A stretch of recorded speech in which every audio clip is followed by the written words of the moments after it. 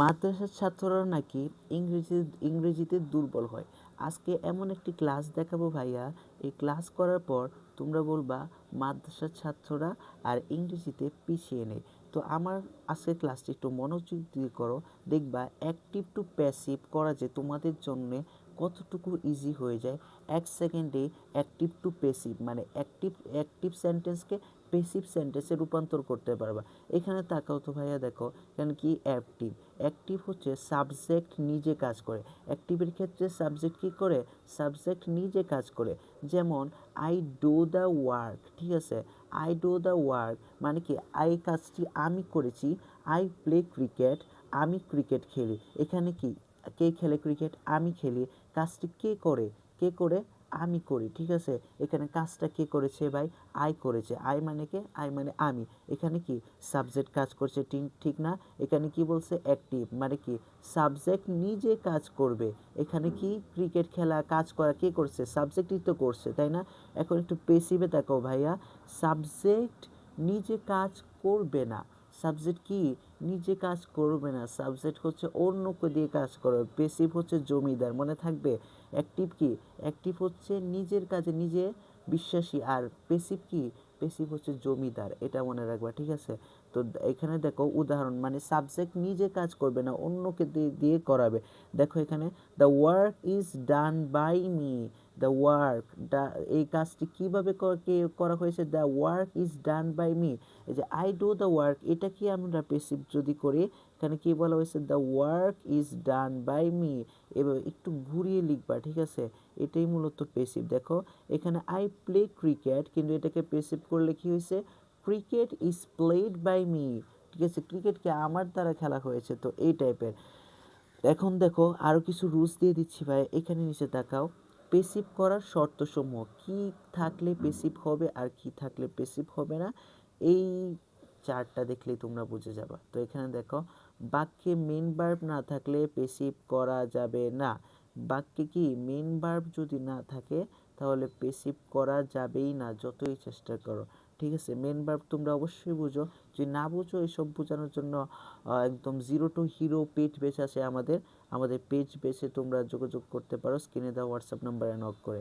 তারপর দেখো এখানে am, is, are, was, were, have, has, had এগুলো মেন ভার্ব হিসেবে যদি বসে তাহলে কি আর পেসিভ করা যাবে না।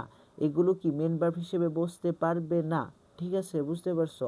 মানে অ্যাক্টিভে am, is, are, was, were, have, has, had এগুলো মেন ভার্ব হিসেবে বসতে পারবে না, ঠিক আছে? তারপরে suit, die, happen, appear, seem, wonder, refuse, ensure, belongs, result, issue, disappear এগুলো মেন ভার্ব হিসেবে বসলে পেসিভ করা যাবে না। তার মানে এগুলো একটু মুখস্থ করে নিবা ভাইয়া।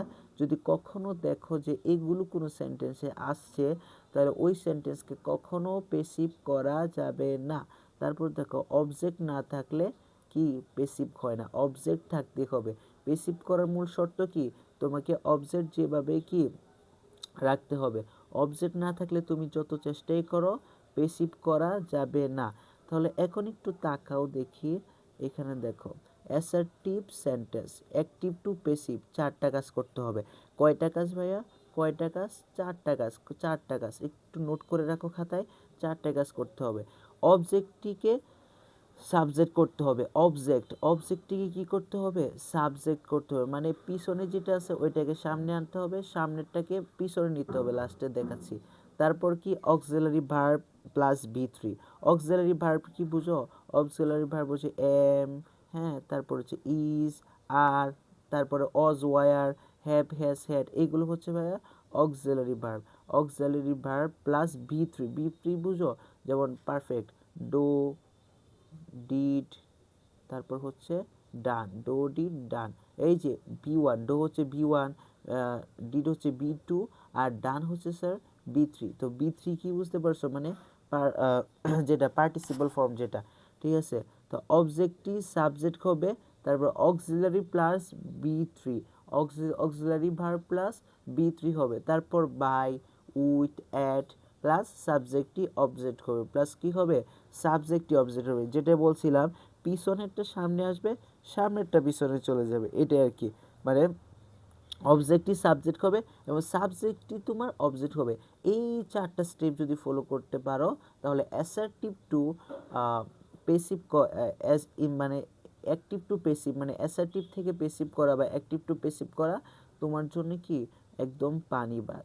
তারপরে একটু আমরা দেখাই, এখনই তোমার পেসিভ শেষ, পেসিভ শেষ, আর পেসিভে কোনো ঝামেলাই হবে না। পেসিভ এই যে এখানে যে চার্টটা দেখতে পাচ্ছ, এই চার্টেই তোমাদের আজকের ক্লাস শেষ। দুনিয়াতে যত পেসিভ আছে সব ইনশাল্লাহ আজকেই শেষ হয়ে যাবে। একটু তাকাও, অক্সিলারি ভার্ব যেভাবে পরিবর্তন হবে এটা হচ্ছে একটা স্পেশাল নোট।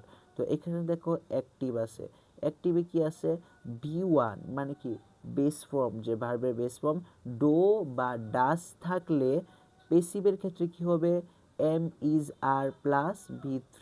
বুঝতে পারছো, বি1 ডো বা ডাস থাকলে এম ইজ আর প্লাস বি3 বসাবো।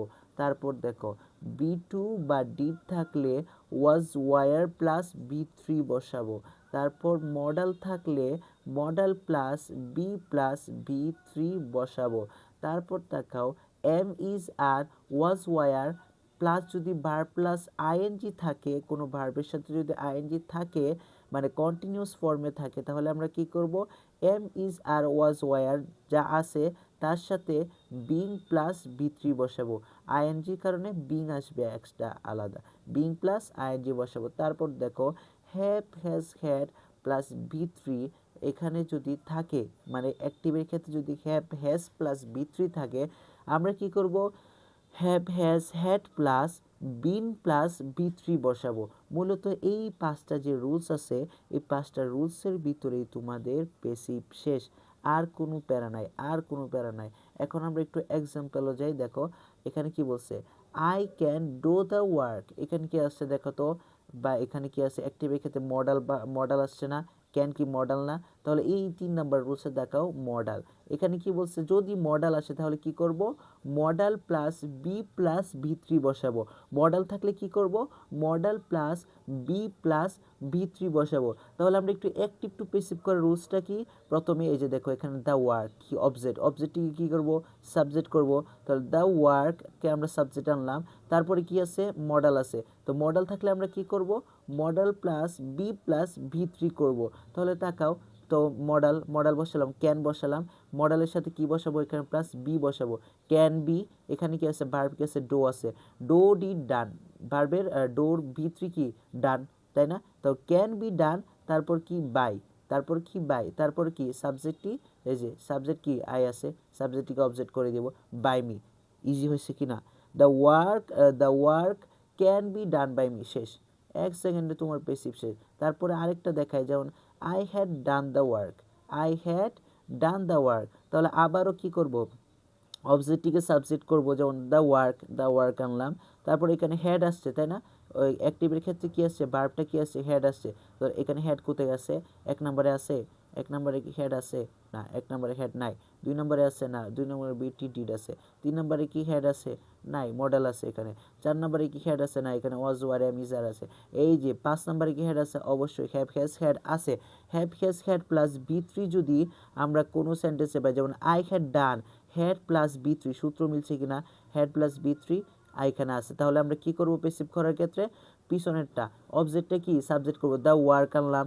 তারপর এখানে হেড আছে তাহলে কি করব হেড প্লাস বিন প্লাস বি3 বসাবো। তাহলে কি দ্য ওয়ার্ক হ্যাড বিন কি আছে the work had been done, এই যে এখানে সূত্র মিলে গেছে had been done by me, had been done by me.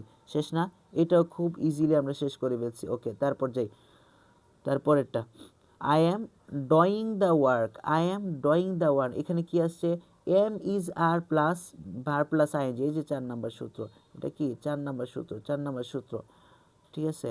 M is are was were plus verb plus ING এখানে আসছে না, তাহলে থাকলে কি করব am is are was were plus being plus বি3 বসাবো। কি করব বিং প্লাস বি3 বসাবো। তাহলে তাকাই এখানে the work is being done by me, কীভাবে হয়েছে এই যে ওয়ার্ক, দ্য ওয়ার্ক অবজেক্টটি সাবজেক্ট করছি। তারপর এখানে কি আছে দ্য ওয়ার্ক একটি কাজ এখানে নির্দিষ্ট করা, তাহলে এখানে কি সিঙ্গুলার হবে না প্লুরাল হবে, অবশ্যই সিঙ্গুলার হবে। তো দ্য ওয়ার্ক ইজ বিং, এই যে ভার্ব প্লাস আইএনজি থাকলে এখানে কি plus being plus be being done by me. সবগুলা স্যার এইভাবেই সবগুলা করা হয়েছে। আমার মতে এই চারটা যদি তোমরা পুরোটা কভার করতে পারো, তোমাদের 1 সেকেন্ডে অ্যাক্টিভ টু প্যাসিভ করা শুধু 1 সেকেন্ডের ব্যাপার।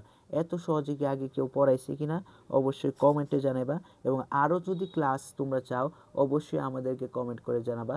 তোমাদের জন্য এমন মজার ইংলিশ ক্লাস এবং যারা মাদ্রাসার শিক্ষার্থী রয়েছে তাদের জন্য বিশেষ করে আমরা কাজ করে যাচ্ছি এবং কাজ করে যাব।